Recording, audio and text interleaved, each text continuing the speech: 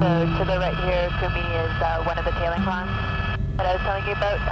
A lot of what tailing ponds is polyaromatic hydrocarbon, amphetic acid, arsenic, ammonia, mercury, lead, a lot of heavy metals. That's the byproduct that results from the processing of the bitumen. One of the Greenpeace traditions is to bear witness, and given that the tar sands exploitation represents one of the worst devastations of environmental destruction in the world, it was critically important that I had a chance to bear witness.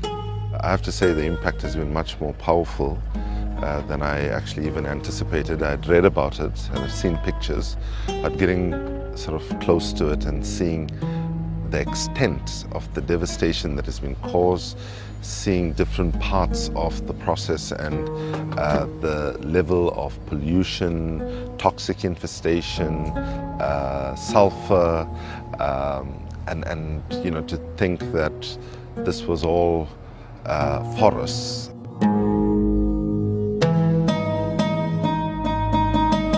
I think for me the other thing that stands out is just how deep the injustice has been to First Nations people in terms of the fact that lots of people clearly have been displaced already, and if this continues it will further threaten the livelihoods, the culture, the history and the environmental wisdoms that First Nations bring not just to Canada but to the world.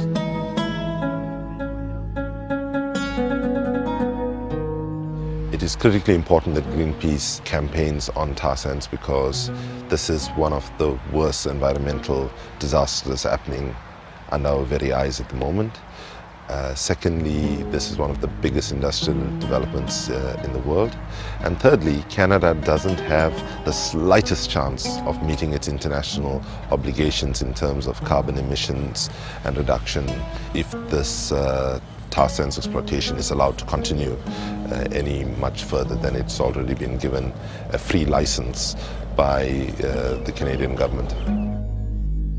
For me and for everybody who comes here, I'm sure we can only leave with a greater sense of commitment that we have to muster much greater resistance to actually prevent this environmental catastrophe from continuing.